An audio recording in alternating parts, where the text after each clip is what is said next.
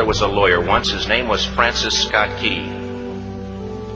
He penned a song that I'm sure you're aware of. You've seen it. It's in most hymnals throughout our churches. It's called the national anthem.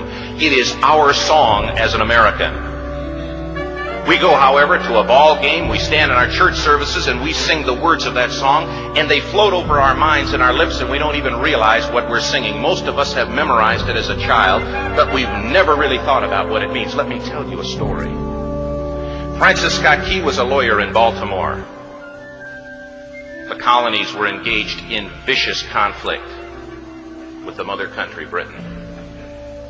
Because of this conflict and the protractedness of it, they had accumulated prisoners on both sides. The American colonies had prisoners and the British had prisoners. And the American government initiated a move. They went to the British and they said, let us negotiate for the release of these prisoners. They said, we want to send a man out to discuss this with you. They were holding the American prisoners in boats about 1,000 yards offshore. And they said, we want to send a man by the name of Francis Scott Key. He will come out and negotiate to see if we can make a mutual exchange. On the appointed day in a rowboat, he went out to this boat and he negotiated with the British officials. And they reached a conclusion that men could be exchanged on a one-for-one basis.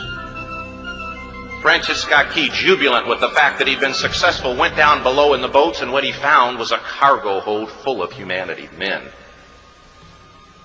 And he said, men, I've got news for you tonight. You're free.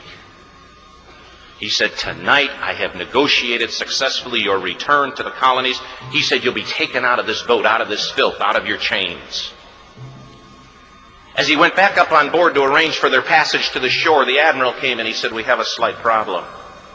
He said, we will still honor our commitment to release these men, but it'll be merely academic after tonight. It won't matter. And Francis Scott Key said, what do you mean? He said, well, Mr. Key, he said, tonight we have laid an ultimatum upon the colonies. Your people will either capitulate and lay down the colors of that flag that you think so much of, or you see that fort right over there, Fort Henry? He said, we're going to remove it from the face of the earth. He said, how are you going to do that? He said, if you will, scan the horizon of the sea. And as he looked, he could see hundreds of little dots. And he said, that's the entire British war fleet. He said, all of the gunpowder, all of the armament is being called upon to demolish that fort. It will be here within striking distance in a matter of about 2.5 hours. He said, the war is over. These men would be free anyway. He said, you can't shell that fort. He said, that's a large fort. He said, it's full of women and children. He says, it's predominantly not a military fort. He said, don't worry about it. They said, we've left them a way out. And he said, what's that? He said, do you see that flag way up on the rampart? He said, we have told them that if they will lower that flag, the shelling will stop immediately. And we'll know that they've surrendered, and you'll now be under British rule. Francis Scott Key went down below and told the men what was about to happen. And they said, how many ships? He said, hundreds. The ships got closer. Francis Scott Key went back up on top and he said, men, I'll shout down to you what's going on as we watch. As twilight began to fall, and as the haze hung over the ocean as it does at sunset, suddenly the British war fleet unleashed. He says the sound was deafening. There were so many guns that there were no reliefs. He said it was absolutely impossible to talk or hear. He said suddenly the sky, although dark, was suddenly lit. And he says from down below, all he could hear the men, the prisoners, saying was, tell us where the flag is. What have they done with the flag?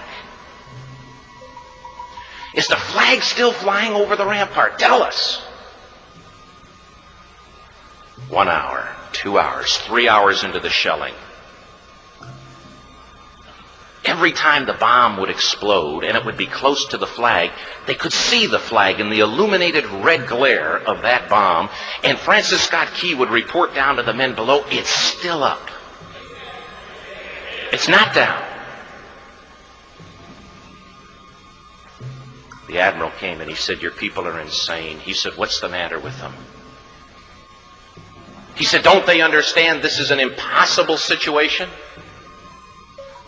Francis Scott Key said he remembered what George Washington had said. He said, "The thing that sets the American Christian apart from all other people in the world is he will die on his feet before he'll live on his knees." The admiral said, "We have now instructed all of the guns to focus on the rampart to take that flag down." He said, "We don't understand something. Our reconnaissance tells us that that flag has been hit directly again and again and again, and yet it's still flying. We don't understand that." But he said, "Now we're about to bring every gun for the next 3 hours to bear on that point." Francis Scott Key said the barrage was unmerciful. All that he could hear was the men down below praying.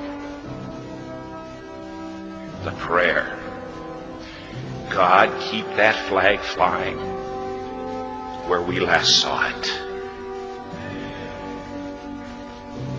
Sunrise came.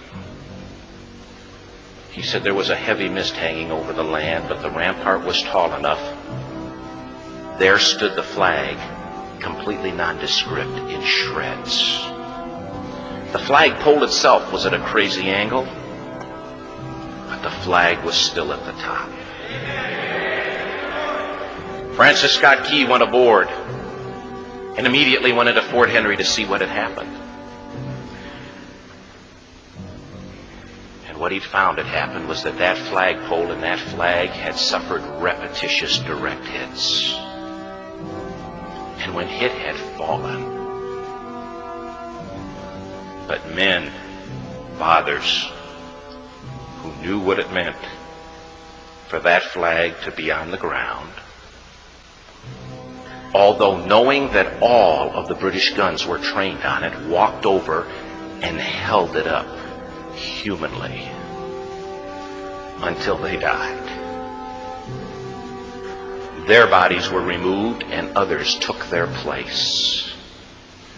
Francis Scott Key said what held that flagpole in place at that unusual angle were patriots' bodies. He penned the song, "Oh, say can you see by the dawn's early light what so proudly we hailed at the twilight's last gleaming? Or the rocket's red glare, the bombs bursting in air, gave proof through the night that the flag was still there.